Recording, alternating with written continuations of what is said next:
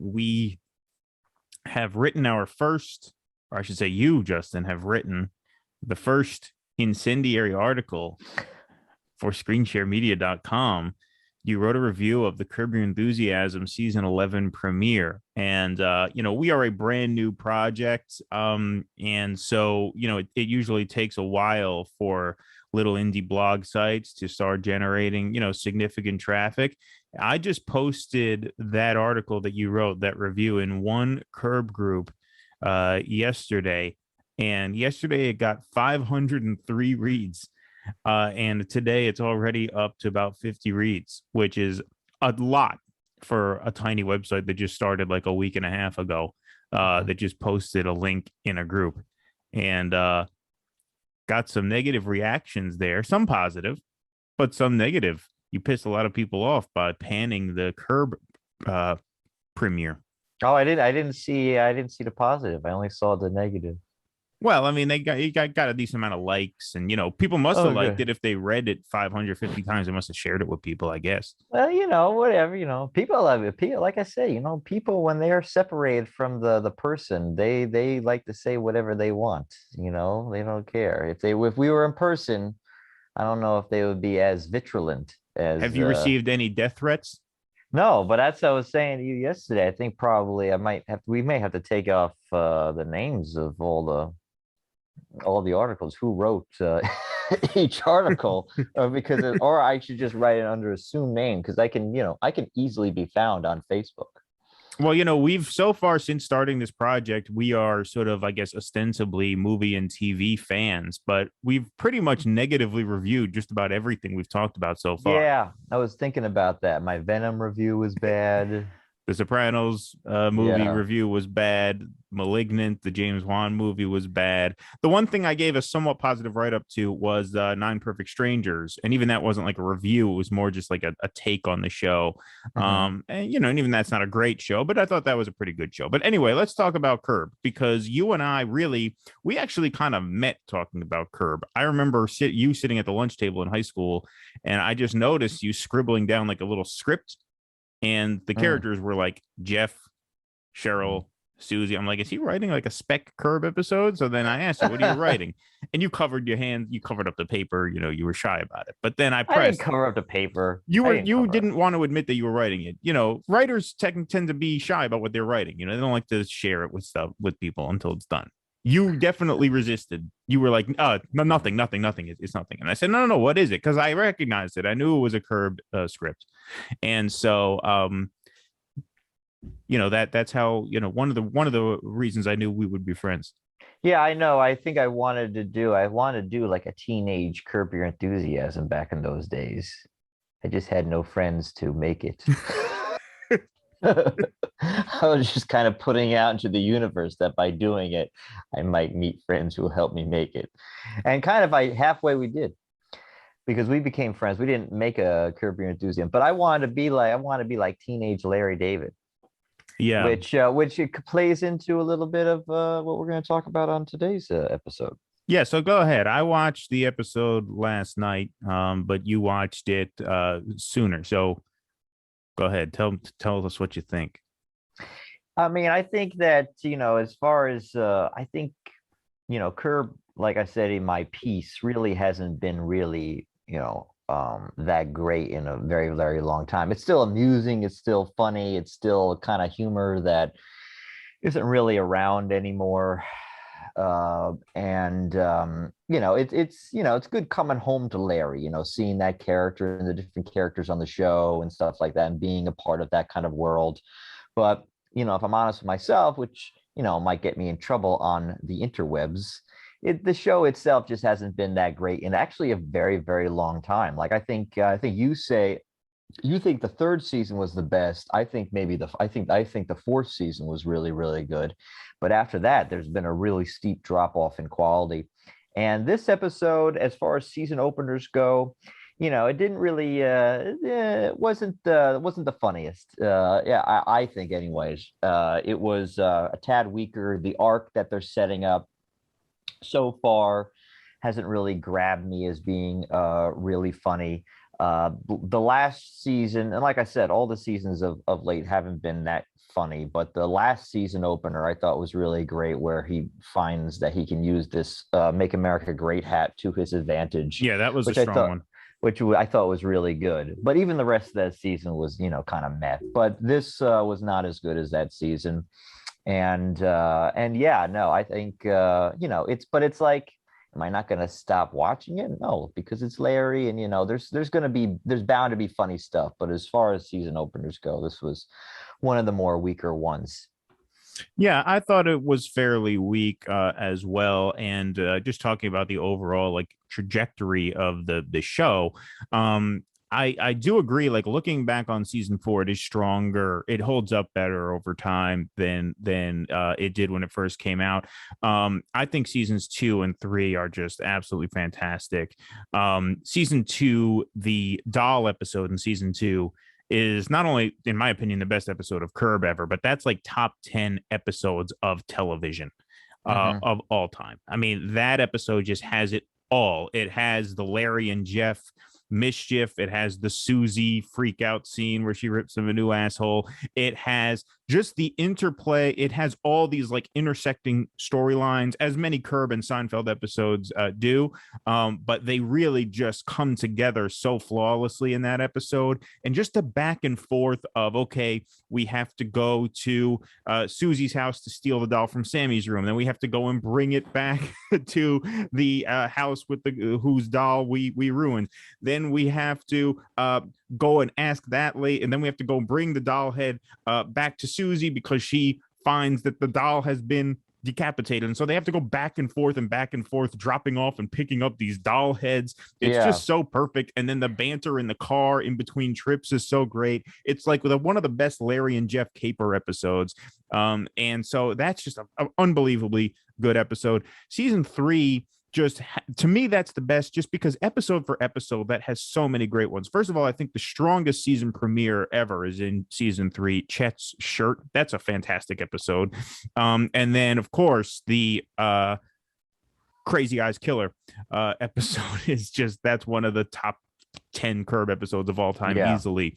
And the thing about the show is, you're right, the quality has dropped off in recent years, or really in not so recent years, starting with season five. The exception would be season seven. I thought the Seinfeld reunion arc was really, really strong, and that was really, really cool to see. And I love that season. But other than that, I think, yeah, they have trended weaker. And it follows a similar trajectory that Seinfeld followed. Now, the miracle about Seinfeld is Seinfeld never got weaker. Like Yeah. Seinfeld, the miracle of that series was that every single episode was great. There was not a weak season. There was not even a weak episode. My least favorite episode of Seinfeld is The Keys, which is the season three finale, just because I thought it had a bit of a sour tone to it with Kramer and Jerry sort of ending their friendship. It just didn't jibe with the vibe of the show. But even that's a pretty good TV episode. Like, it's not Yeah. bad. There's plenty of good stuff in it. It's not a bad episode by any means. But Curb and Seinfeld, as the shows went on, the appeal tended to broaden. Like the early seasons of Seinfeld, it was very much like New York Jewish humor. Right. And Hmm. then as the show went on, the plots started getting more like sensationalistic, and the show's appeal sort of broadened out. The same thing has happened with Curb, and that's why a lot of like these new Curb fans who have been like loving the show recently probably responded negatively to your review, because like they're like the new Seinfeld fans. Like the Yeah. OG New York Jew Seinfeld fans are different from now the tens of millions of Seinfeld fans. Who are out there. And I feel like the same thing is true with Curb. It's definitely gotten sillier, less realistic, more cartoonish, which I guess casts a wider net in terms of its audience. I mean, this started out a tiny little documentary style special that morphed into a first season that then picked up steam, and now it's this huge hit. 20 years later? Yeah, no, I mean, I think it's just more forced too. A lot of the humor seems forced. It's less organic. I mean, you mentioned the doll. I mean, yeah, that's a good example of like a classic thing that Curb would do with the comedy, where it's like, yeah, that's kind of an outlandish premise, but you could actually see the doll actually happening in real life. That kind of conflict. a couple of years ago, they had a whole arc that Larry gets a fatwa put on him. It's like that's less realistic, and that's where the humor came from. And as I mentioned in the article, it's more like in the first few seasons, Larry was you kind of reacting to like the weird bullshit that was going on and stuff that the audience can be like, oh yeah, I've dealt with that before, and almost you get to react to it through Larry. But now it's Larry has become just really the annoying person that you yourself would react to, instead of being the one that did all the reacting in past. Right. He kind of morphed from like victim to Yeah, perpetrator over the years. Like right. the doll episode's a perfect example. Like, okay, if someone's in the bathroom downstairs and you really have to go, you might sneak into the upstairs bathroom. And then when you're up there, if there's a little girl who's like asking you to cut the doll's hair, you might do it because whatever, you Yeah. don't upset her. And that, catapults you into this whole situation. And the antagonists in those first few seasons were always these very like rigid, uptight, Yeah. unfunny, shrill, humorless people. And so you Hmm. liked Larry more than you liked them. Whereas in Yeah. like the new seasons now, he's like watching a guy who's worth $500 million like berate his secretary for taking a couple days off. Hmm. You know what I mean? Like it was, I think, last season or the season prior. It's like that's not funny. Yeah. That's the thing. He's become like part of the zeitgeist now, where like everybody kind of knows that he's he's worth $500 million, Right. and so it's hard to relate to him more. And yeah, and also just the visually, the show has just become more cinematic. The first few seasons were almost shot like a documentary, very grainy, handheld. It wasn't even lit particularly well, but now it's shot like a normal show. Even the improv doesn't seem that improv anymore. For anybody who knows Curb, there's an outline, there's no script, but it seems more scripted than it once was. And I don't know. I don't know. But like I said, it's comfort food. You like being around Larry and Leon and stuff like that. And even the a bad Curb episode is probably better than anything else on television. Yeah, no, it's still definitely worth watching. Like I would never give up on the show. It's No. still totally worth watching. I think a major turning point in the series, and then we'll talk a little bit more about the specifics of this episode here. But I think a major turning point in the series was when Cheryl left Larry, which of Yeah. course mirrors Larry's real life divorce from his wife. But that happened, I think, at the end of season 6, right? Is when Cheryl and Larry break up. I'm Yes. pretty sure that's it. Now, season 6 was, I think, one of the weakest seasons. Probably 6 and 8 are the two weakest ones, I would think, just going off the top of my head. But when she left Larry, the thing that it did to the show, it did to the character, is it really lowered the stakes of the show because Cheryl made Larry morally responsible to someone, right? I mean, Mhm. he was accountable to her. And so that raised stakes. Like when the Jesus, Joseph, and Mary episode, like when he blows it by making some crude sexual joke to the guy, the guy playing Joseph, like, and they quit. Cheryl's gonna fucking ream him for that, and her in-laws are gonna ream him for that. So there's stakes there, right? Because he's actually has to answer to someone. And Cheryl Hines is just so perfect in that role because we totally buy her as this, like shiksa wife, but she also has a sense of humor herself. And as much as she jabs Larry a lot, we really buy that they really love each other. Like it gives the show almost like a warm center. Also, she added so much to the show. And then when she left, all of a sudden he's not accountable to anyone. He's just like this rich prick rampaging through LA, making enemies with like parking valets and secretaries and store clerks and stuff like that. So it just made the show much less interesting from that standpoint. Now the interesting thing is we didn't really feel Cheryl's absence right away because season 7 with the Seinfeld reunion arc was so strong that we didn't really miss Cheryl yet. But I think starting with season 8, where a lot of that season is filmed in New York and we get into Larry's dating life and stuff, like that just didn't really work. It's Yeah. not nearly as funny. First of all, we saw a lot of Larry David's dating humor come out in Seinfeld. We didn't need to see any more of that. But also, like, it's just, And also we he's also just this guy on the loose. There's no yeah. stakes. we also had seen that prior because in the fourth season, when she gives him like a free pass, there was like a lot of like Oh, you Larry mean to trying. go and sleep with another woman? Yeah. Yeah, there's a lot of like Larry trying to date humor in in that season. And then of course he actually gets a date, but in the later seasons. But that her character kind of changed because she in the first few seasons did sound kind of like a realistic wife reacting to her husband, and then she kind of like that character started to become a little outlandish. I felt in the years that followed as well. But you know, Yeah, like the episode where he needs AAA and he finds out that she canceled AAA because they were in bed with some like fossil fuel polluters or something like that. right? Yeah, Yeah, I mean, just those situations that would come up were so great and realistic in the first season. yeah, We exactly. really bought that they were a real couple living in real life. They were rich, they're famous people, but still, like that exploration of the minutia of daily life was still there. Whereas like Yeah, now you have episodes like the car periscope, yeah, where you navigate traffic with this device in your car. Like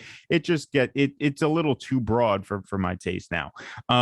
Now season 11 premiered last Sunday, and there are a couple different arcs that it sets up. Number one, a burglar breaks into Larry's house and drowns in his pool after slipping and falling. And then Larry, it may be held liable for that since regulations dictate that he's supposed to have a fence around the pool to stop things like that from happening. The other weird element to this episode, and I don't know if this is setting up any kind of arc or any kind of like permanent guest role for Albert Brooks, but Albert Brooks is hosting a funeral for himself, even though he is still alive. And his plan is to sit up in the bedroom and watch people eulogize him, which is a kind of a funny concept. Again, not very realistic, kind of a cartoonish concept. But the thing is, I love Albert Brooks. Like Albert yeah. Brooks is one of my favorite writers. They call him like the West Coast Woody Allen, very dry, witty, sarcastic humor. He's a fantastic writer and a very good actor too. Nowadays he's known almost for more serious roles, like he played the great villain Bernie Rose in the movie Drive. But he made movies like Lost in America is great, Defending Your Life, Mother, The Muse. Those are all great, charming, really funny movies.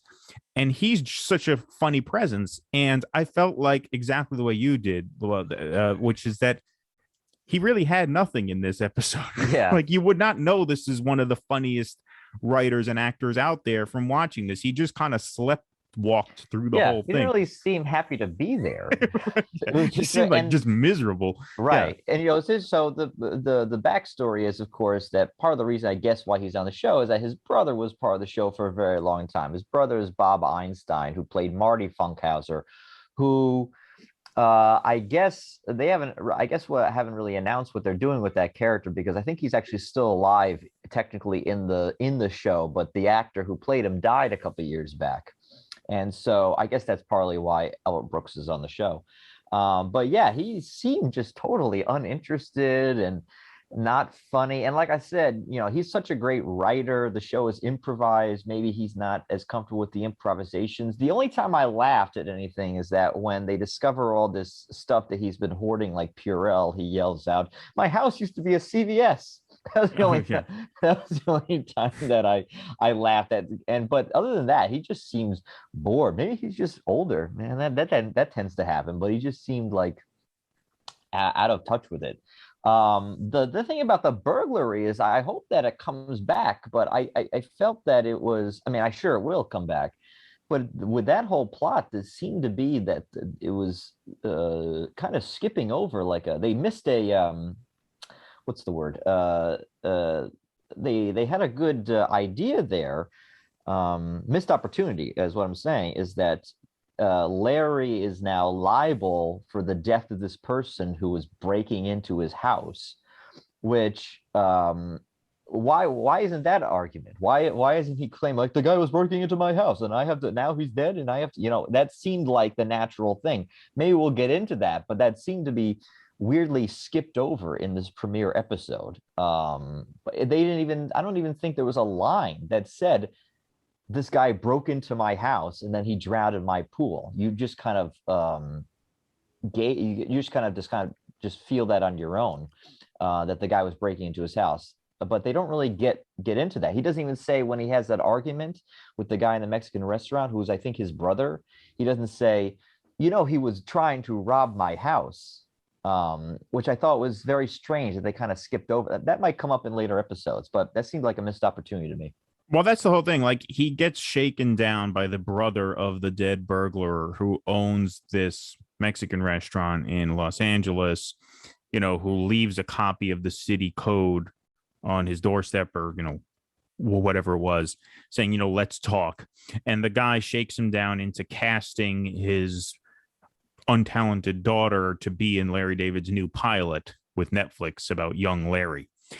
And yeah, first of all, I mean, the thing about that plot is that, this guy is sort of like blackmailing him into casting his daughter in a movie, which I don't know what reflection that is of like the criminal mind. Like, this guy's worth $500 million. Why not just shake him down for a couple $1,000,000 instead of put my daughter in this pilot script? I mean, that just, but whatever. I mean, you could make allowances. It is kind of an absurdist comedy show. So, okay, fine, whatever. But also, I mean, if he's shaking Larry down, Larry could go to the cops and say, this guy is shaking me down in this way. Right. I felt like that character should be more threatening. The restaurant owner should be more of a threatening presence. Like, hey, my brother broke into your house. Like, maybe a little added threat of violence if you go to the cops or something like that. There needed to be something else behind that, I felt. My favorite scene in the episode, though, was actually seeing that guy's daughter audition for the show. And maybe it's just because, as amateur filmmakers ourselves, we've been on that side of the audition table before, and we've had to audition hundreds of horrible actors. And so it just kind of brought me back to sitting behind the table being unbelievably depressed. Like, oh my God, how bad could these people possibly be? But just seeing like the good actresses read those lines, and then just watching every horrible choice that this actor made, I thought it was funny, like how she would make these weird faces before delivering these lines, and she would like deliver what was obviously supposed to be a comedic line in this very dramatic fashion. Like, it was actually pretty good. I actually, because that struck me as just like, I don't know, the most surprising scene in there. Right. Yeah. I don't know. I'm not sure. I don't know where it's going from this opening, like from this particular season opening. I don't know if they're going to like go through with the pilot with her in it, and that's what the show is going to be about. Is it going to be about the production of this pilot having to use this horrible actress? Yeah, I don't know. Because it seems like there's a limit to like how much material you could get out of it. Like, exactly. I could see one episode of that on set with this horrible actor that you were forced to cast. Can you get 7-8 episodes out of that? Probably not. It doesn't seem that strong, and it seems weaker than last year's. And last year's, where he was in a competition opening up a coffee shop with someone he hates, and I thought that wasn't that was the strongest idea. But that was a decent arc. I mean, I didn't mind that arc, really. It reminded me of the season 2 arc where he's opening a restaurant with his partners. It was something more sort of grounded in like daily life, whereas now you're going back to the TV world, which is fine. But yeah, I'm not sure how much material they can actually get out of that. But one of the other things about this episode that I found very sort of weird is the walking into the glass door thing, about how once you walk into a glass door, you're not seen as an attractive mate anymore. Like, I don't understand that. That makes absolutely no sense whatsoever. Like, what are you talking about? It's not like you're a cripple. You had an accident. You walked into a door. Yeah, it's not like you like collapsed randomly and had a heart attack. I It's like, forgot about that. I forgot yeah, about that. It's like that seems to be that something happened in Larry's real life where he saw somebody walk into a door and started to think like, I see them as a less attractive person now. The fact that they are that stupid to walk into a clear door. And at first, what was the joke? I have to rewatch this episode. I think was the joke that at first they were like thinking that Larry was getting like really old, that he was just walking into doors, but then Leon's girlfriend walks into a door and uh then he breaks up with her. And that seemed to be like, and this happened again, which I'll talk about in a second. That seemed to be like a one note joke that was only meant to set up the reason for Leon to dump his girlfriend. Like that did had nothing to do with the rest of the story.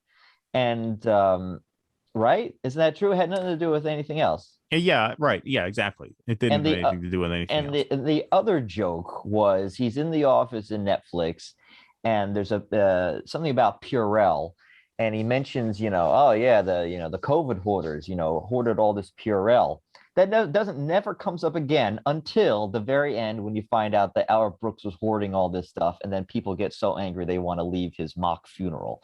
And so they do this thing where they only set it, there's a setup once, has nothing to do with the rest of the story, and then it seems to only set up one joke at the very end where Yeah, and it you doesn't. think that it would be, if you're going to do that, and I noticed they've done that a lot of times where they've just like set up these little things to only come back once at the very end.